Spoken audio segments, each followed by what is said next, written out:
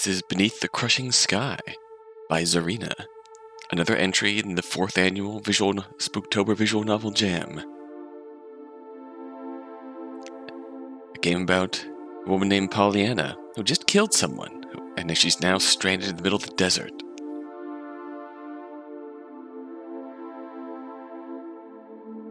And now she has to find her way home. Wherever that might lead her. Oh, did that just restart itself? Okay. Gah. My eyes still haven't gotten used to the darkness. I stumble off the top step, landing front first in the dirt. My palms are scraped raw by old concrete and the coarse sand that's collected in this lot.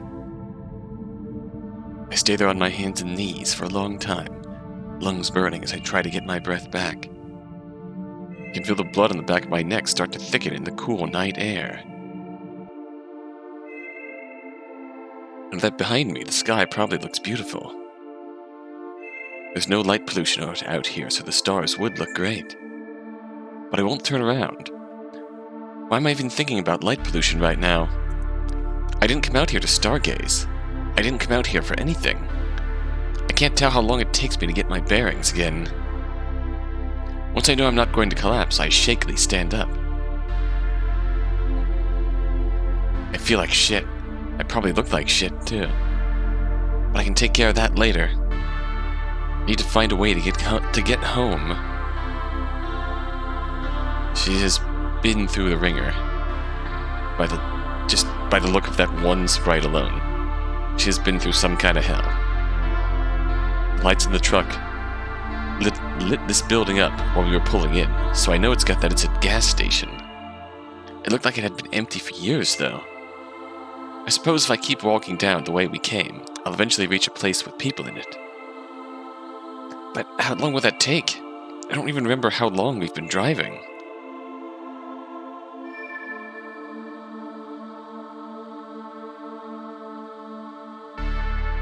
I check the truck and find a toolbox in the back. When I open it, there's a bunch of ordinary tools and building supplies inside. And most importantly, a small flashlight. As I pick up the flashlight, my fingers brush something sticky.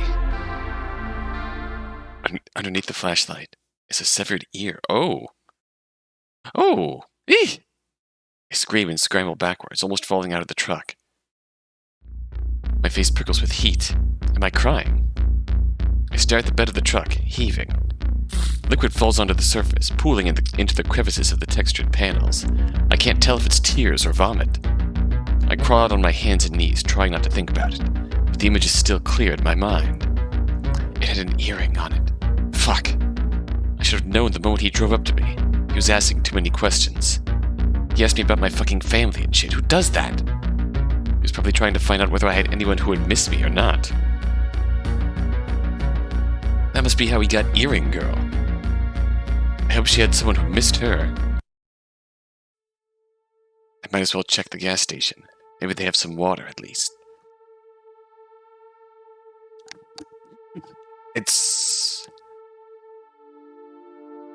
There's no need to flat out... there's definitely...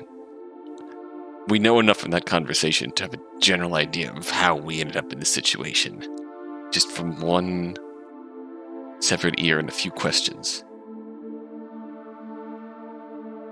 We have a creep who picked up Pollyanna, drove her out to the desert for a time, and likely tried to kill her. Now he is hopefully dead. Rest in piss, asshole. I might as well check the gas station. Maybe they have some water at least. I'm so thirsty. This is a guy who seems to do this sort of thing regularly.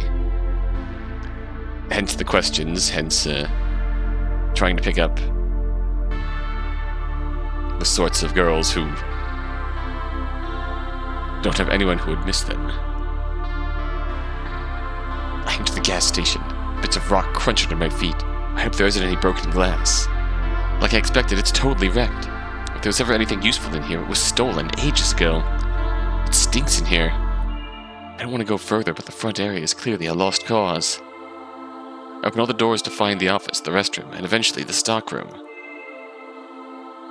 The stockroom isn't as messed up as the front counter, but it's still been torn apart. Faded cardboard boxes have long since been ripped open and gutted of their snacky goodness.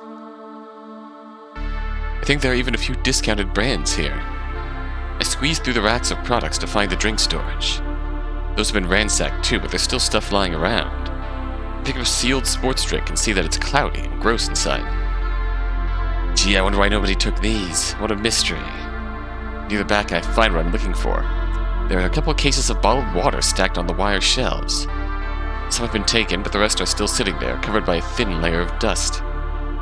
Pick up a bottle. It's unsealed, so it looks like it should be fine. Probably. Water doesn't expire, does it? Like it doesn't look dirty or anything? Unsealed? But who knows how long this has been here? Should I even risk it? Fuck it. I crack open the cap, close my eyes, and take a sip. Unsealed or unopened? Tastes like plastic. Blech. I remember hearing once that plastic containers eventually break down and leach into drinking water. I don't think it'll hurt me, though, as long as I'm not making a habit of it. I choke down the rest of the bottle and throw a couple unsealed ones into my purse. It can only fit 2. Why'd I have to bring such a tiny bag? I doubt there's anything else of use in here. Time to leave.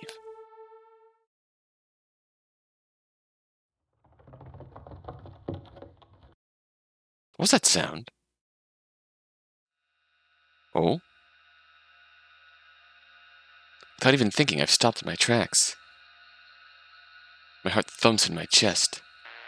I know there's no point in panicking. It's probably just a roach or a rat or something. Yeah. The front door is only about 20 feet away. Carefully, I take a step forward, and then another step. The air in this building is still as death. Can't hear a thing outside. No crickets, no distant sound of cars. Is it normal for the desert to be this quiet? I wouldn't know. I grew up in the South. On a hot summer night like tonight, the cicadas would be singing. Maybe there would be tree frogs or owls. I don't think there's anything alive out here for miles. A tree frog would have shriveled up hours ago. A cicada with no forest is as good as dead. And the owls have long since flown from this horrible place. No, the only thing still here is me. Me in the still air that twists around my heart like a snake. Me and the sticky blood on the back of my neck. Me and the ear of the dead girl. Me and the stolen jewelry in his glove box. I take another step. Huh? What? That was definitely a voice just now, right? Shit. Is there someone here? Panic surges through my body. I whirl, turning the flashlight on the gas station behind me. Like it's actually going to make any difference. The light illuminates the building, the empty window frames casting long shadows against the walls. I don't see anyone. But they could be hiding in the stockroom or behind the building. I stand there for what feels like an hour, my pulse pounding until it hurts. Eventually, I lower the flashlight and take a deep breath. It's okay. I'm just hearing things. If anybody were actually there, they would have tried something by now. I tell myself that, trying to ignore the voice in the back of my head that's screaming at me, not to be one of those dumbass horror movie girls. Yeah, right, I wish this were a horror movie. If it were, I'd be totally dead by now, and I wouldn't have to deal with this shit. I've never been last girl material. Well, now what? I don't have much of a choice besides walking, right? It's still dark out. I'm sure I'll reach something before the sun rises. Holding my heels in my hand, I start my trek down the empty road. I haven't walked around barefoot like this since I was a kid. The asphalt road is at least cold and smooth, so it could be worse. But I know my feet are going to be torn up later. For a long, long time, the only sound I hear is the shuffling of my feet and the jingling of my jewelry. The strap of my purse is starting to dig into my shoulder. I don't have that much inside of it, do I? Just a wallet with some cash, a couple tampons, my makeup. Oh right, there's the knife, too. But I keep walking, anyway. The scenery barely changes, the terrain is flat. It's so flat I can still see the dark mass of the gas station behind me. At least nothing can sneak up on me out here.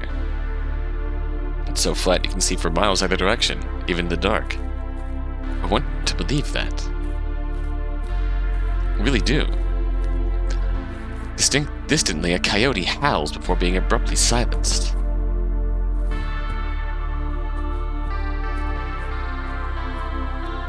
It's so quiet I barely notice it. It doesn't even register. Stars only provide enough light to see what's right in front of me. I wanted to save the flashlight's batteries if I could, but this is too much. I pull it out and turn it on. But even that light is little comfort in the oppressive, unnatural darkness. Something is watching me. I can tell. I can feel the holes opening in my skin.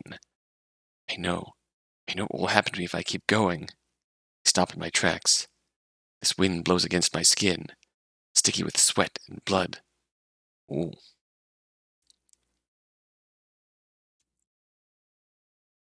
Now we're here. Oh, now we can. Okay. So escape is menu. We'll keep going. There are 7 endings available here. So we're obviously going to see more choices ahead. Don't have any other choice. There's nothing I can use back at the gas station. I can only keep moving forward. Ignoring the cold sweat on my skin, I take another step, and then another. Now that I can't hear my footsteps, it's even worse. My legs are shaking so hard I can barely stand upright. I take another step forward, and suddenly, the whole world shifts. Oh! A roar pierces through the night, unlike anything I've ever heard. It's not like a car or an animal. It's something else. It's coming for me. I don't look back. My legs move before I can think, before I can feel the fear. The fear! My feet are bleeding and slippery on the asphalt, but I can't stop. I can't. My bones crackle and crumple. My head spins and pain blossoms through my skull. My skin tears, my blood pours, vomit rises to my throat, but I can only choke on it. The pain is unbearable. My eyes well up with tears. It blurs the night sky above me. But Jesus, what? Jesus. I have no idea what hit me. I have no idea what it's doing to me. It gnaws on my flesh like bubblegum. Not swallowing, not eating, just churning. I'm going to die here. After everything I've been through tonight, I'm gonna die. I always used to be scared to die, but now that I've felt this pain, I want to go. Please, kill me. Kill me! Close your jaws around my throat, tear out my heart. At least knock me unconscious. It hurts so much. It hurts so much. It hurts so much. I feel something snap. And then I don't feel anything.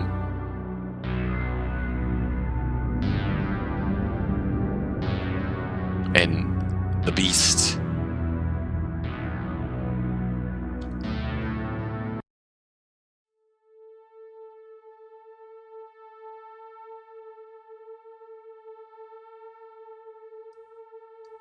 Okay, let's proceed. Let's turn back. I can't keep going. I just can't. I've never felt this before, but I know. It's an ancient survival instinct. That's what kept my caveman ancestors alive. It's a premonition. Premonition. I know better than to ignore it. Without another thought, I turn and walk back to the gas station. I don't know what I can do there, but it's better than whatever is waiting for me in the darkness. It takes another good half hour, but I make it back to the gas station. Nothing seems to have changed in the time I've been gone. Suddenly a loud ringing pierces through the air. I jump in surprise. At least the source of that sound is easy to figure out this time. Has there always been a phone booth there? Light it's parked under wasn't on before, so I must not have noticed. It looks like it's in just as bad a state as the gas station. Glass has all been punched in and the frame's been covered in sand, stickers, and graffiti. It looks more disgusting than any of the payphones I've used in the city. It's been ringing for a good 2 minutes now. Whoever's calling, they must really need to talk to someone. Maybe I should pick it up? Maybe I can get them to call a friend. Rebecca, maybe? Rebecca's the real one. Rebecca would definitely drive out to the desert to pick me up. I step into the phone booth. Thankfully, the broken glass has been cleared away. Whether it was by the wind or something else, I don't know. Pick up the phone. Despite being made of the flimsiest plastic on earth, it feels heavy in my hand. I bring it up to my ear. Hello? The person on the other end is silent for a moment. Hello? This isn't Ray's, is it? Their voice is a little distorted. Can't tell whether they're a man or a woman. No. You just called a phone booth. Oh, goddammit. Well, bye. Wait, don't hang up. They lurched forward a little, fumbling with the phone. Huh? I'm sorry, I'm actually in kind of a bind right now. I was wondering if you could help me. With what? My truck broke down. I'm stranded. I don't have any change for the phone, so can you do me a huge favor and call my friend? Oh shit, seriously? That sucks, dude. Yeah, I can do that. Thank you so much. My name's Rebecca. Our phone number is... Give the caller Rebecca's phone number and try to tell them where to find me. I have a vague memory of staying at a farmhouse near here with a client, so I just give them that address. I don't plan on waiting by the truck. Plus, I don't want to leave the safety of the gas station. It's too risky to stay here. I'm going to walk. I'll have to take the long way around to avoid that thing. If I'm lucky, it'll be a few days before someone finds the truck. Okay, I got it. Are you hurt or anything? I can call 911 for you. No, thanks. I don't want to waste their time with this. Oh, okay. Well, stay safe. They hang up, and I breathe a sigh of relief. I need to start walking, but it feels like all the energy has been drained from my body. It'll be a while before she gets here, so I can sit for a little bit. I sink down to the floor of the phone booth, my legs sticking outside. I hug my knees to my chest. I feel disgusting.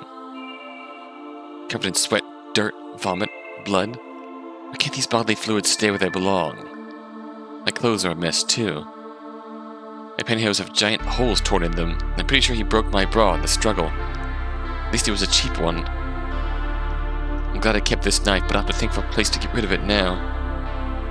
If I leave it here, they'll find it. My fingerprints are all over it. I guess I could claim self-defense, but there's no way they'd believe me. Nobody ever believes me. I'm startled by the sound of the phone ringing again. Did they actually call back? Pick it up again. Hello? Good, you're still there. I wanted to let you know that I got a hold of your friend. Thank you. You have no idea how grateful I am. But, you didn't have to call me again. I'm sure you have better things to do. Oh, nah. Honestly, I'm bored. I figured I could keep you company until your friend gets there. Okay, that's a little weird. I should probably just hang up, but... Maybe talking to someone will take my mind off of all of this. Oh, hey, what's your name? Pollyanna.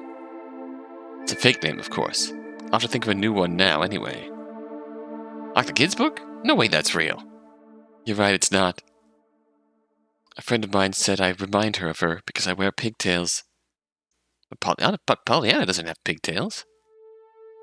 Yeah, I think she was thinking of Van of Green Gables or Pippi Longstocking, but Pollyanna is what stuck. Oh, so you have red hair. It's dyed. I have blonde hair. It's not and I don't, but they don't need to know that. Aren't you going to ask my name? I don't care. Oh.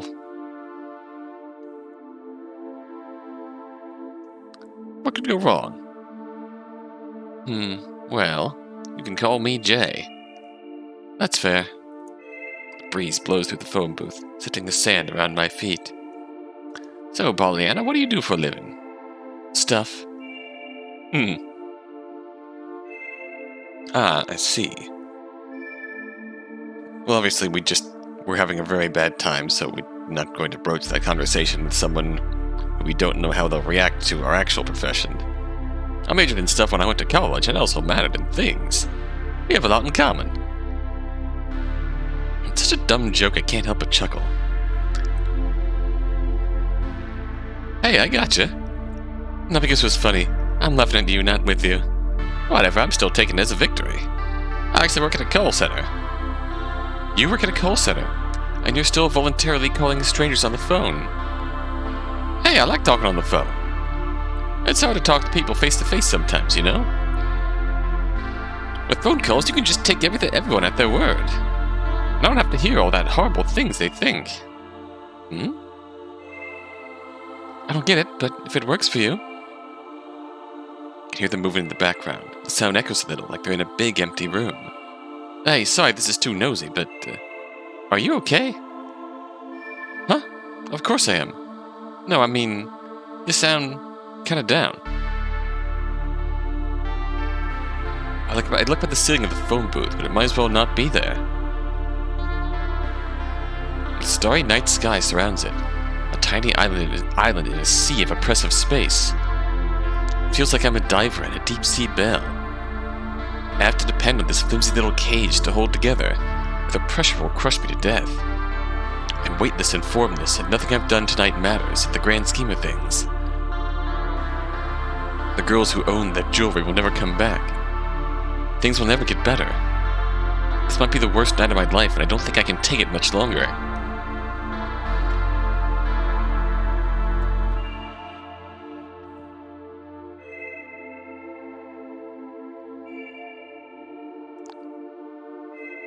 That's a,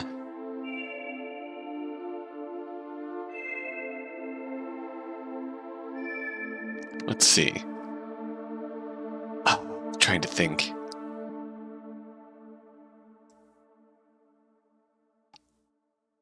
On one hand, yeah, given her line of work, she's probably used to people not believing her, taking her seriously, and whatnot. The one argument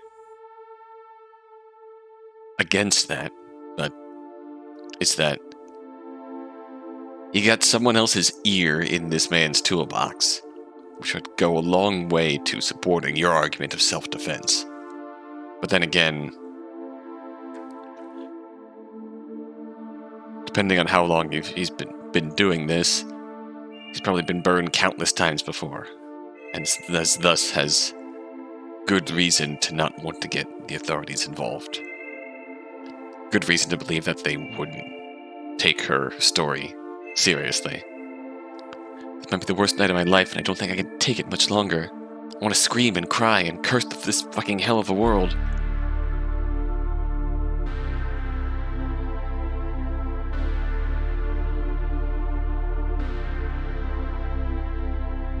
I'm tired. You sure? Yeah, it's been a long night. I had a fight with my boyfriend. I was so mad I just drove off and didn't notice my truck was fucked up until it was too late. Wow, you must have been pretty pissed. Jay doesn't seem to totally buy it, but it sounds plausible enough. I've gotten pretty good at lying over the years.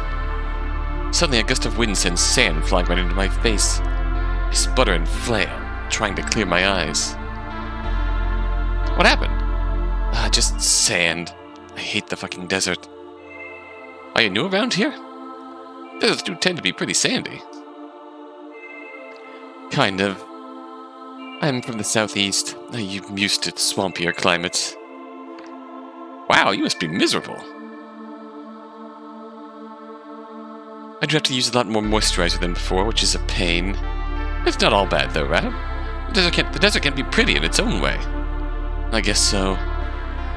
There's no power going to the gas station, so the stars look amazing from there. Wait a second, what did they just say?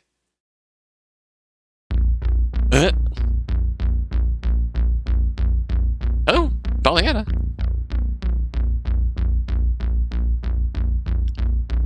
Well, goodbye. I slammed the phone down, hanging up on Jay. I don't know what that was, but it wasn't funny. I'm not sticking around here any longer than I have to. I have to go wait for Rebecca, and I don't want to helplessly stumble around in the dark. I found a long, sturdy plank of wood near the ruins of the gas station. It's light and small enough for me to carry it comfortably, but thick enough that it won't immediately snap if I whack someone with it. It's going to be at least a half hour or so, but this area is a couple hours out from Rebecca's house, so I have plenty of time. I'm sure she won't just drive off, even if I'm a little late. The intersection is just starting to come into view when I see it. A single car turns down the road, heading in my direction. It's not Rebecca's car. It's the wrong color for that. Still, maybe they'd be willing to help me. The car would probably be a lot safer than walking around barefoot. I try to wave them down, hoping I don't look too dangerous with my makeshift weapon. To my relief, the car slows to a stop beside me. The driver rolls down their window. The driver's a girl about my age. Looks confused, as I'm sure anyone would be. You look awful, hon. What happened? I'm not sure how to answer. She seems harmless enough. I'd rather not scare her off. I had a fight with my boyfriend. He pushed me out of the car and drove off. He certainly looked beat up enough for that. Oh my god, are you okay? She opens her door and steps out, surprising me. She really believes me. Looks like she wants to grab me and look me over, but I can tell she's trying not to overstep a boundary. Yeah, we were going slow. I'm just a little scratched up. I have a first aid kit in my car if you need it. That would be great. Thanks. She power walks to her trunk, popping it open and pulling out the first aid kit. She gestures for me to sit in the passenger seat so I can patch myself up. She asks me all sorts of questions as I clean up. I try to answer them all in a way that doesn't give away my lie. Do you know where he is? Do you think he'll come back? Yeah, we were going to a friend's house. I don't think he'll even remember once he sobers up. Oh, honey. Do you have somewhere safe to stay? I know some women's shelters in the city. They can help you.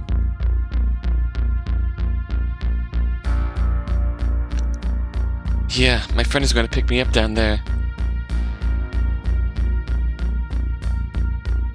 Point to the distant stop sign. But I hope you know that you don't have to go back to him, right? You deserve better than that. Trust me, I have experience with this.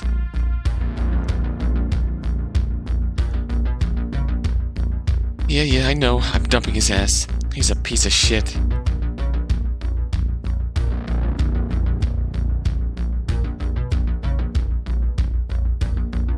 I want her to stop asking questions, so I just say what she clearly wants to hear. That's good. Is there any other way I can help? I can drive you back to the city or to a bus stop. I could use a ride to the end of the road. My friend's on her way. She'll be there in a few minutes. Of course, I can take you there right now. I think she's starting to get that I don't really want to talk. Thank you. That's really nice of you.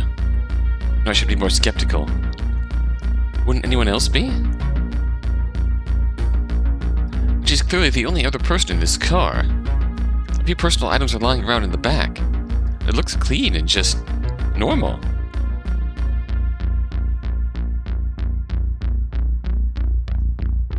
Still, I keep the wooden stick close to me. She doesn't say anything about it, thankfully.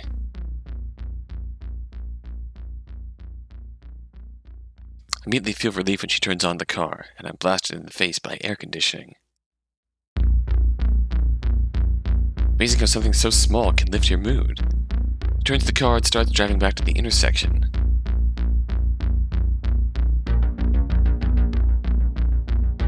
I wonder where she was heading. She was willing to take me all the way back to the city, so I guess it wasn't that important. The walk that would have taken me a half hour passes by in a quick minute.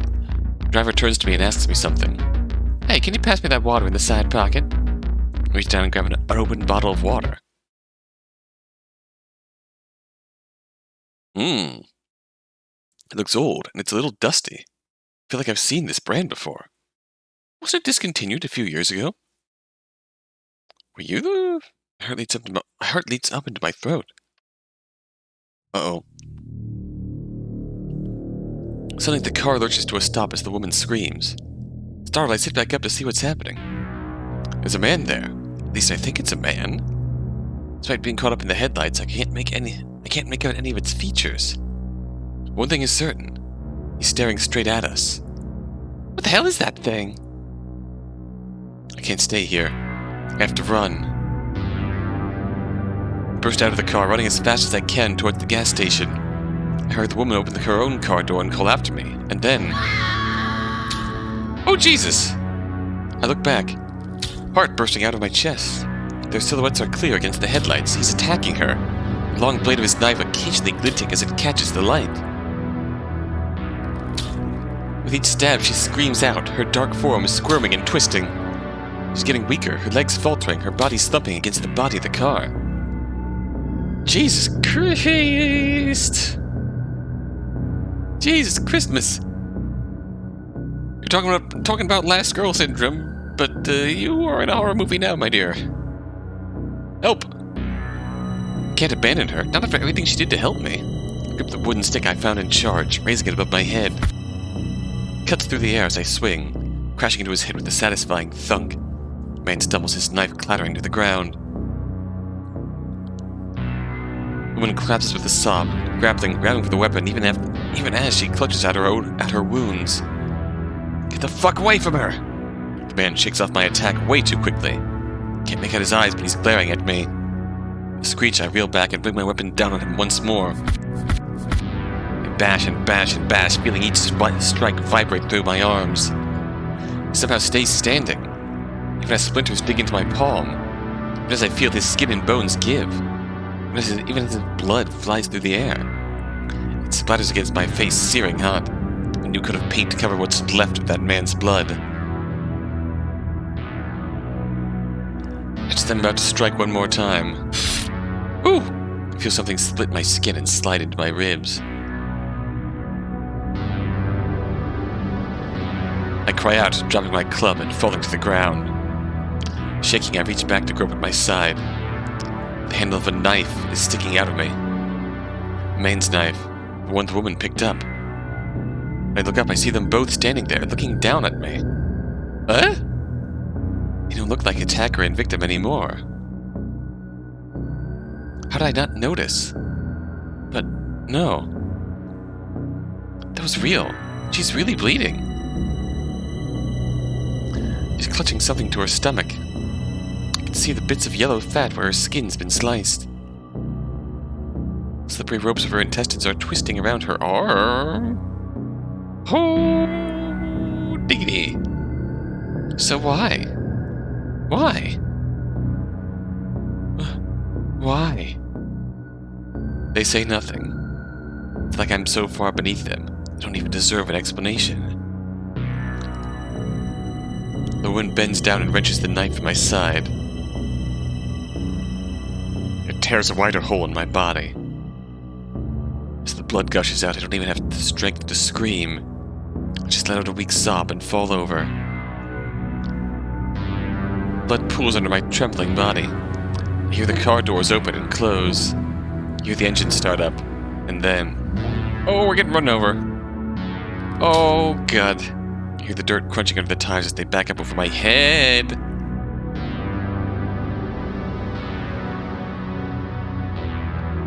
The driver.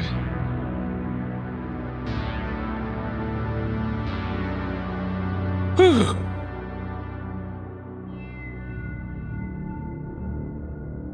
Goddamn.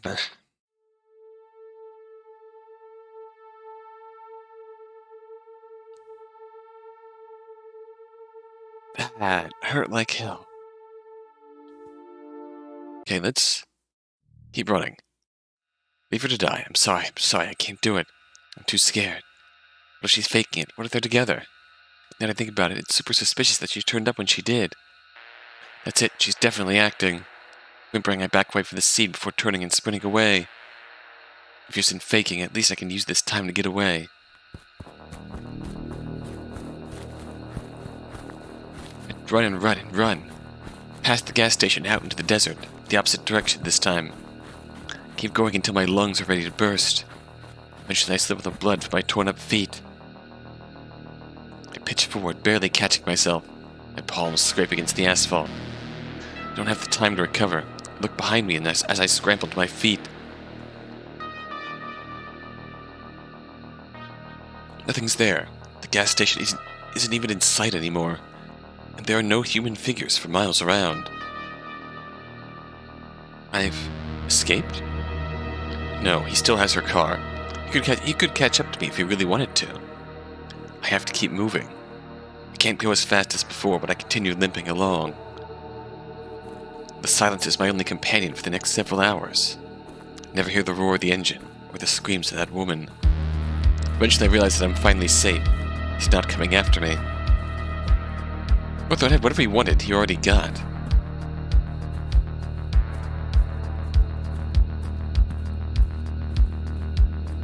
I've escaped, but I don't feel like I've won.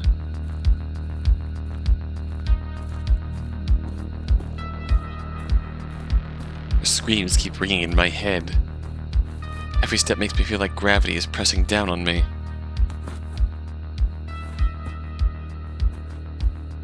I don't know what's waiting for me at the end of this desert road. It has to have an end. It has to have an end.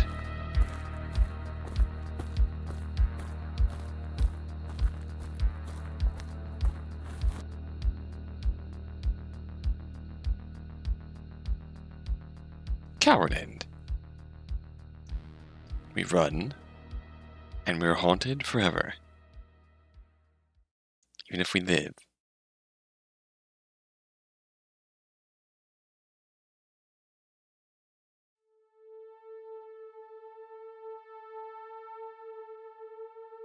Let's see.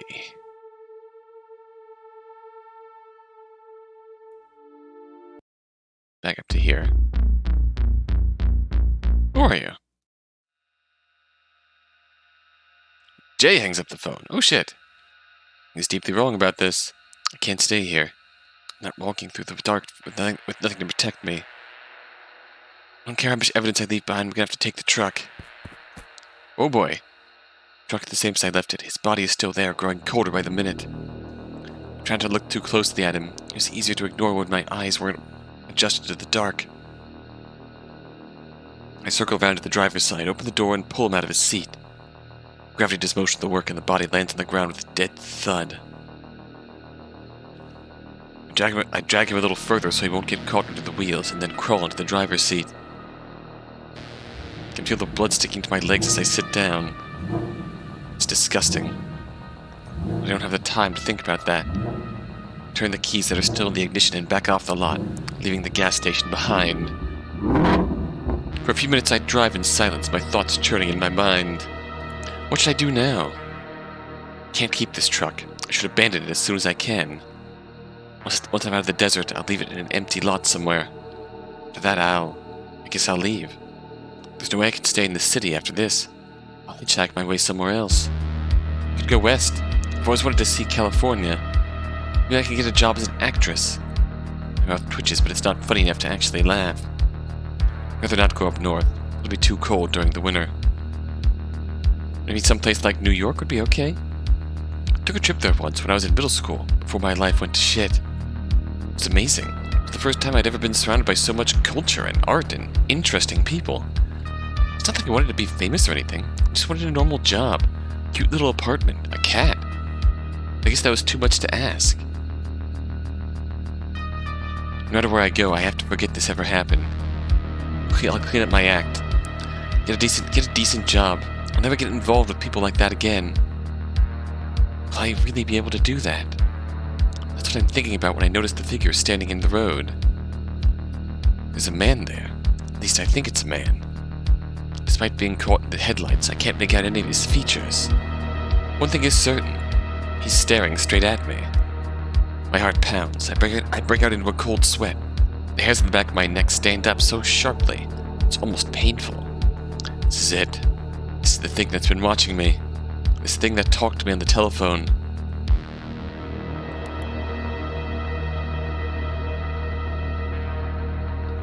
Now's the time to decide. We are, of course, going to run him down. My foot slams on the accelerator. My fists clench the steering wheel. I grit my teeth. I'm not afraid of you. Anything with blood can be killed. Anything with breath can be silenced. Anything with bones can be crushed. When I hit it, I can't feel blood or breath or bones. I know I hit it. I felt the impact shaking through my arms. But I don't know what happened to it. Without slowing down, I look into the rearview mirror. What I see is something indescribable. A shapeless thing that strikes a fear in me like I'm staring down a predator. It's a mountain lion, a tsunami, a man with a gun to your head, all wrapped into one. When it opens its mouth, I don't hear a scream or a roar. A sound is something that surges through my veins and makes my eardrums ache. It's a sound from space, far beyond anything I've ever heard.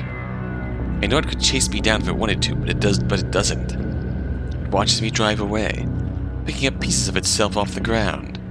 Like all I did was lightly bump into it. It knows that it doesn't need to hurry. It will always know where I am. Even years from now, long after I've forgotten this night, it only needs to follow my scent. My only hope is to keep running.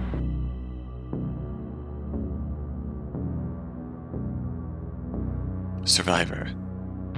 We lived, but again, we did not win. That's 4 endings here. And it's a really interesting.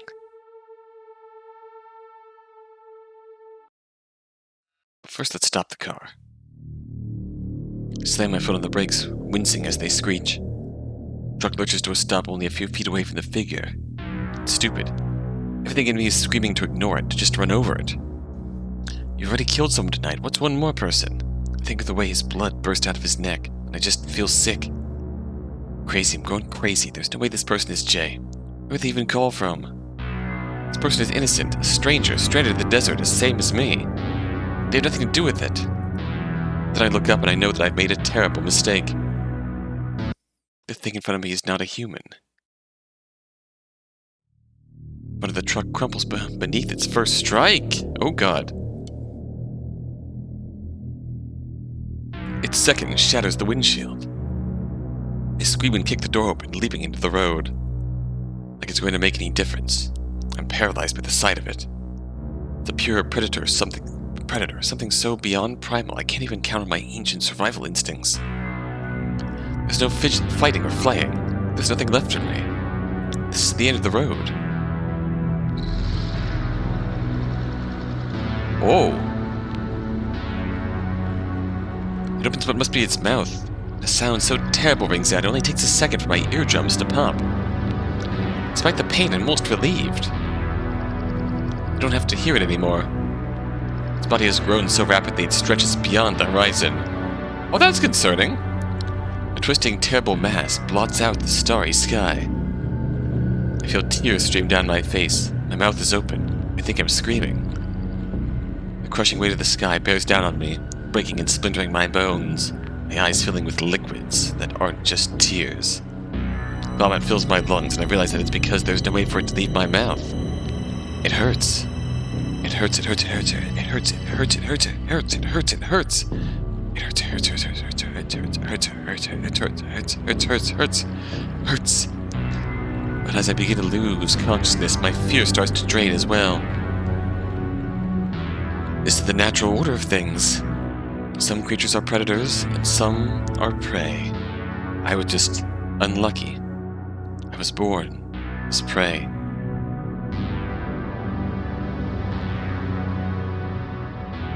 Beneath the crushing sky.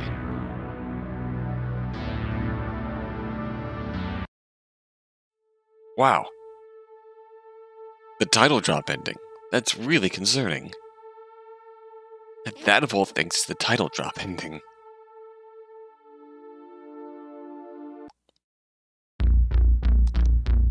Let's explore these droids before we go back and try a different option. How do you know where I am? What? What do you mean? I never said it was by the gas station. Jay is silent. You didn't? Fuck off, leave me alone. I have a knife. If you come near me, I'll... Whoa, don't you think you're being a little paranoid? I'm sure you mentioned. I slammed the phone down. This is fucked up. I have to get out of here now. I have to stay calm, but something is deeply, deeply wrong here. Gather up my few meager belongings and prepare to start walking. I don't want to just stumble blindly through the dark with no protection. Oh, thump. Oh.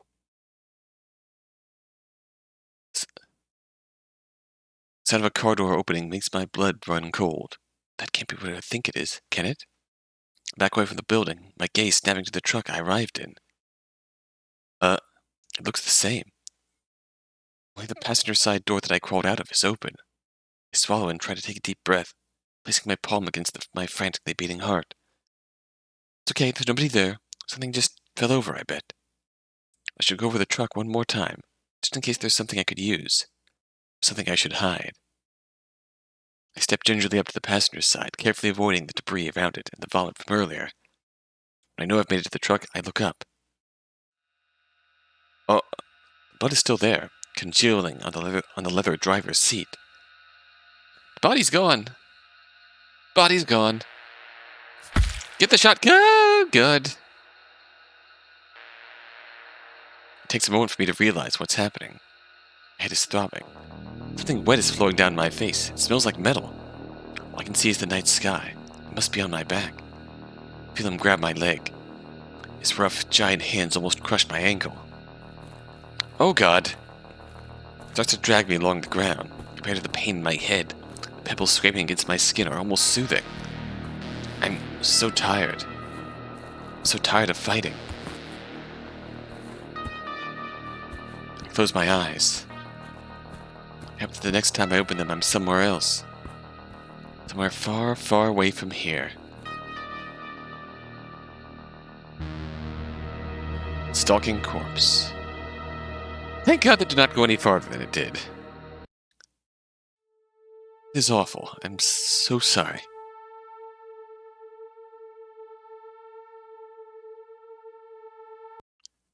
I suppose let's just... Yeah, they're beautiful. You seem nice, Pollyanna. Where'd that come from? You're a good girl. Despite what you were doing for a living, you're a good girl. Excuse me? I hope you have a good life. Jay hangs up before I can respond. What the hell? What was that supposed to mean? Shaking my head, I put the phone back on the receiver. Got to get moving. Jay, some kind of judge, perhaps? That's a bit of a stretch, but... He being that very eldritch being, if we presume that the thing that blotted out the sky and crushed the shit out of our very being was in fact Jay.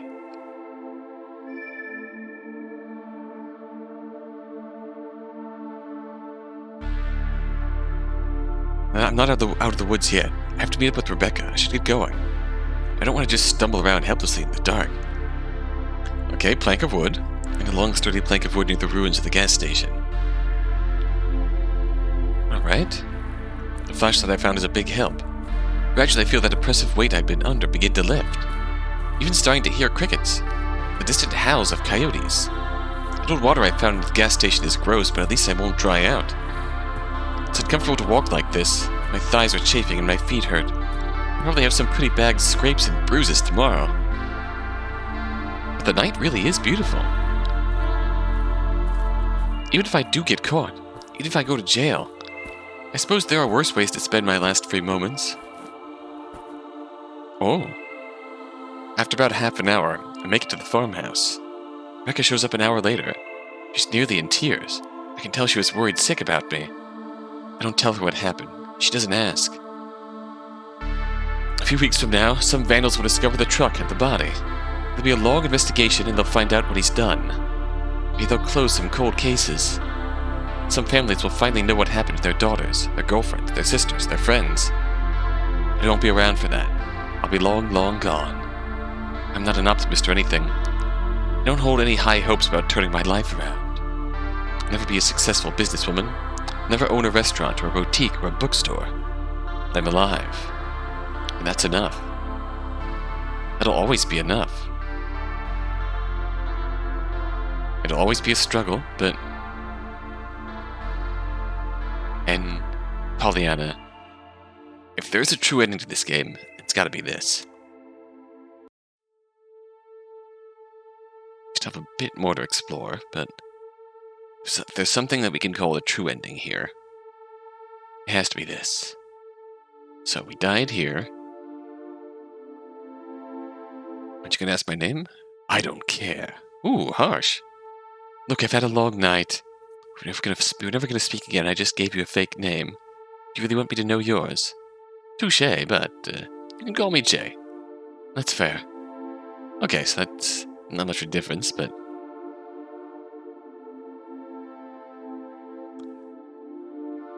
Trying to get used to controls here.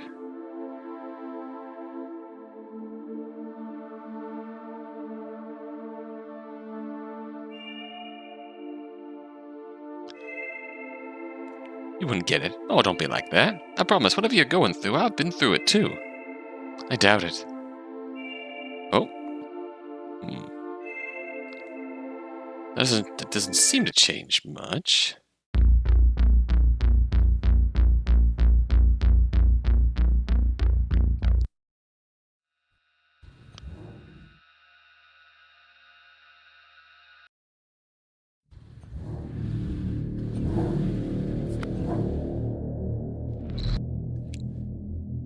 I suppose the one last thing we can do here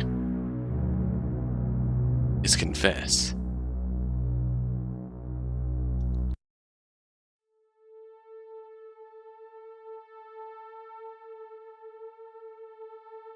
I just killed someone.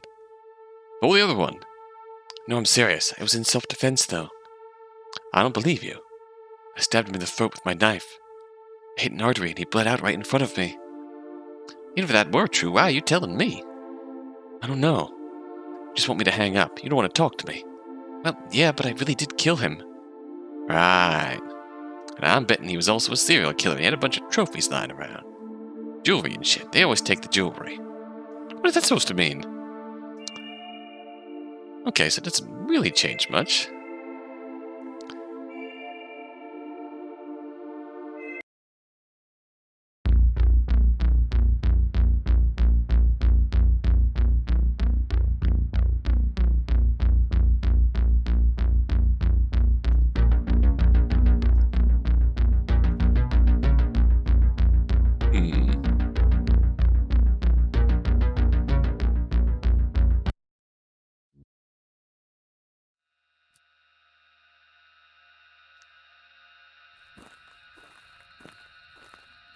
Okay, so I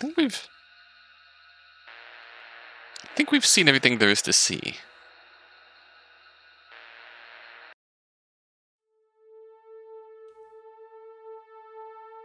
Wasn't keeping perfect count, but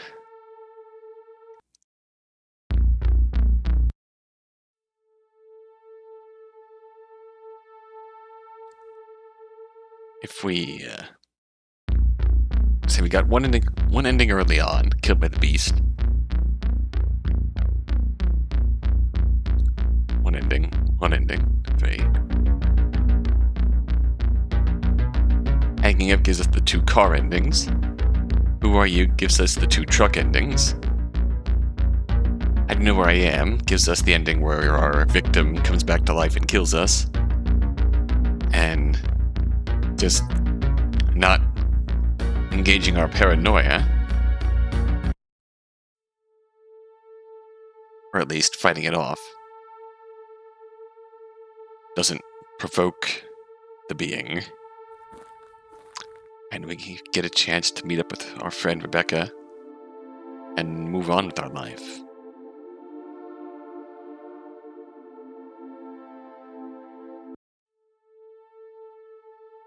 Oh wow,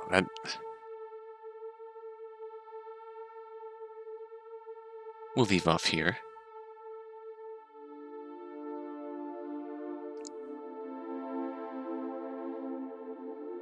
And that was... Honestly, that was a really well done insular bit of horror. Absolutely really good horror. In the midst of a really sad story.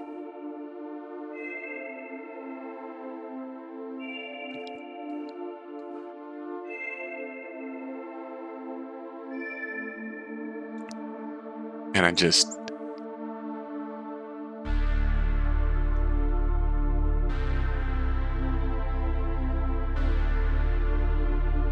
Also, the setting really stood out to me too. Like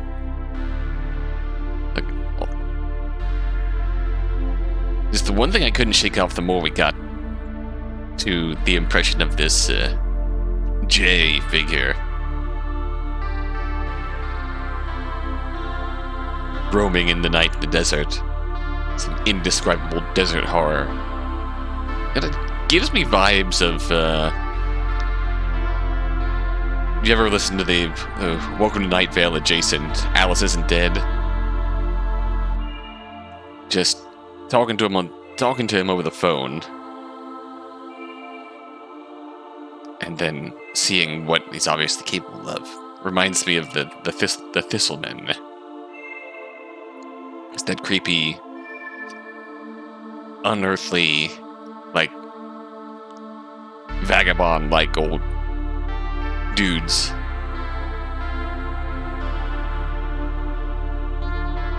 With the human-ish appearances, but with just the little details that enough to unnerve you. And that just the way they don't react normally when you attack them.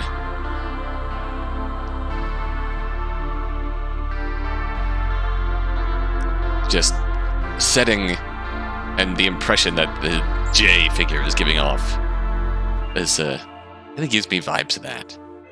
But it's a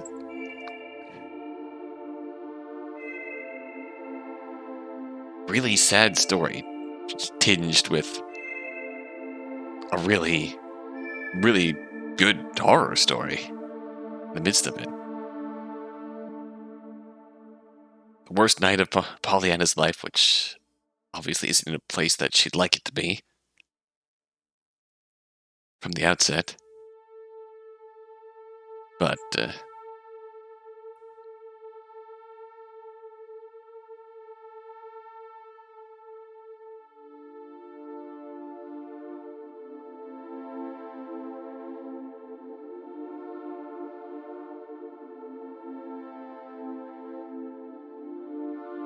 see,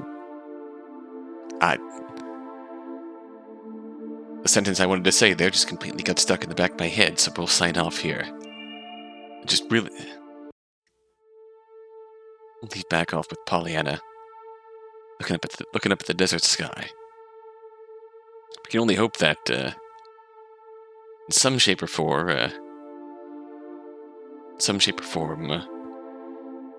Pollyanna at least finds the road to a better life somewhere else, anywhere else.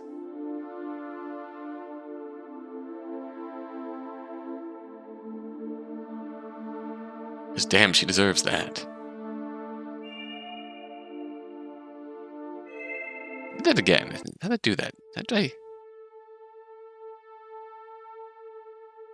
Oh, apparently, yeah, clicking the title restarts it. Which is interesting, but mention of abuse, mention of sex work. Yeah, it never goes into too much detail, but it didn't have to. It pretty much told us everything we need to know about what Pollyanna does for a living.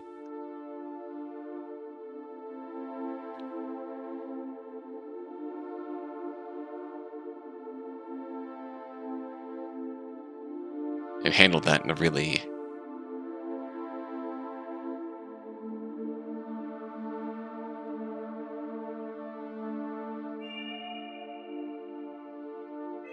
not passing any judgment sort of way. And it's I'm not qualified to talk about that topic, so anything I might say on that front would just be talking out of my ass. But I think it handled it in a really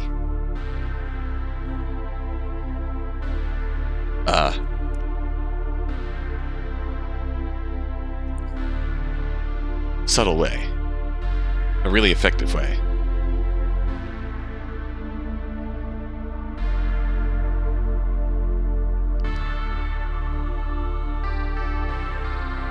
But yeah, it's music really atmospheric, unsettling when it needed to be. Really fit the vibe of the setting, which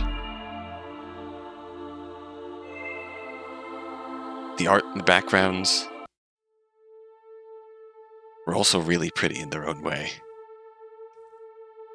The vibe of a desert at night, and just how nothing being alive out there. Probably the result of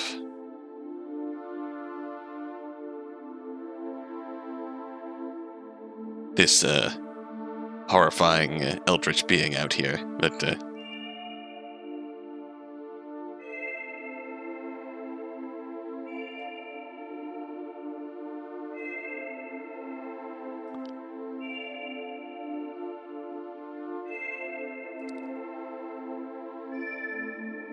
just really, if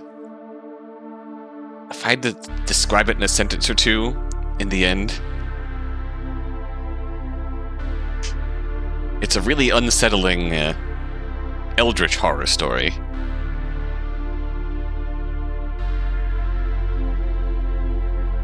Let me rephrase that. If I had to sum it all up in a sentence or two, it's a really unnerving, personal horror story